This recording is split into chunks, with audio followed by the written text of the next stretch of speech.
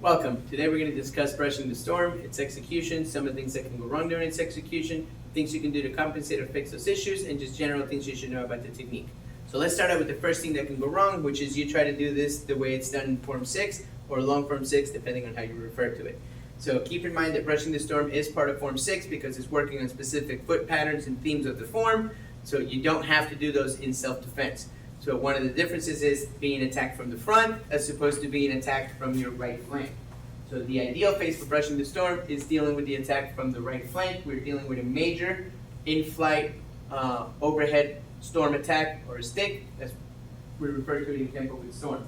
So the idea here is we have techniques like checking the storm, where we're doing purposeful evasion to get out of the way, and then we have techniques like triggered salute, where we're doing purposeful aggression to deal with our opponent. So brushing the storm is a combination of the two, where we do purposeful evasion with purposeful aggression. So let's start out with the first thing that can go wrong.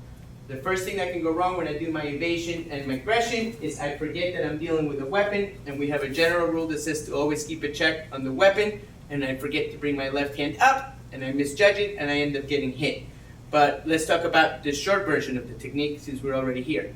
So the short version of the technique would be I do the maneuver, I do the evasion, and then I just continue to leave. There's an actual video of Mr. Parker doing this at one of his demos where the attack was coming in and he literally just evaded it. And it's actually really funny, so if you haven't seen it, make sure you watch it.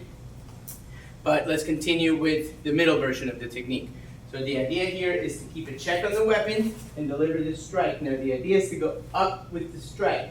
So the first thing that can go wrong is you try to do this in a circle and you start getting them to bend back. But if you think about it, this is where we want to go, and I don't want to obstruct my own way. So the better way to do this would be to come straight up using this contour and open-ended triangle to come up. From here, we're going to change the pivot point to our hand. So right now we were using the shoulder and the elbow as pivot points. Now we're going to change it to the hand to deliver an upward elbow. Again, I don't want to be sending him back. I want to start getting him to bend forward because I want to be in his back. So we're changing the pivot point to the hand to deliver this elbow, and then changing it again to the shoulder to deliver the heel pump, then using the pivot point on our body to continue to all the way through the pool. But let's talk about how those are all done. So now that we talked about the pivot points.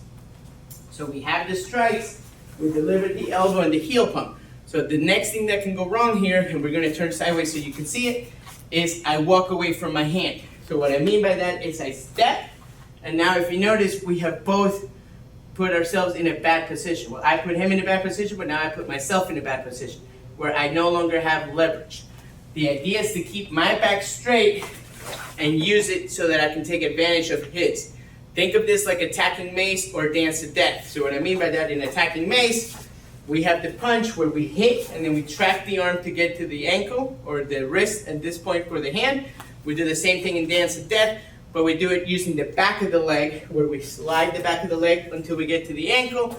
We're now doing the same thing, but we're doing it on the front of the leg, using the right hand instead of the left hand, where we're sliding until we get to where we want to be.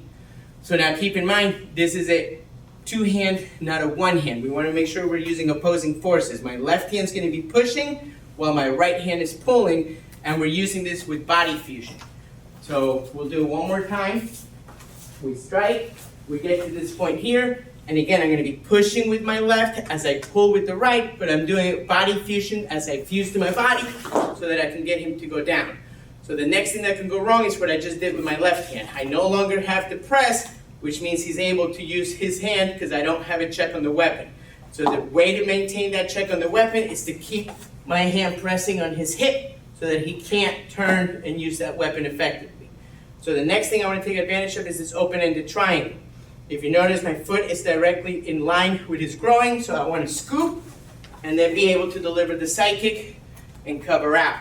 Now keep in mind, if you were doing the middle version of the technique, this might be where you want to just scoop and leave, and you don't have to do the side kick. So now let's talk about the side kick from this angle, so that we can talk a little bit about it. So when we get to here, the idea is, just like we have this open-ended triangle here for the scoop, I want to scoop and rotate in place, again using the body as the pivot point, so that I can then load up my weapon so it's ready to go. using the cross body check and the complementary angle and this open-ended triangle in the leg so that I can go down at a diagonal with the side kick. So let's do it one more time, a quick walkthrough.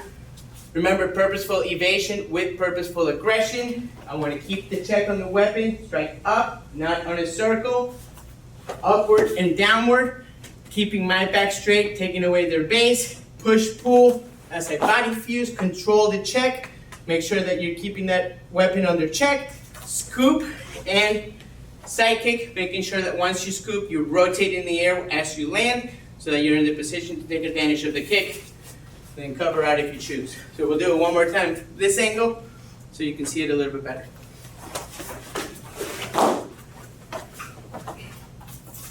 Up. We hope this video helps you. Thank you very much.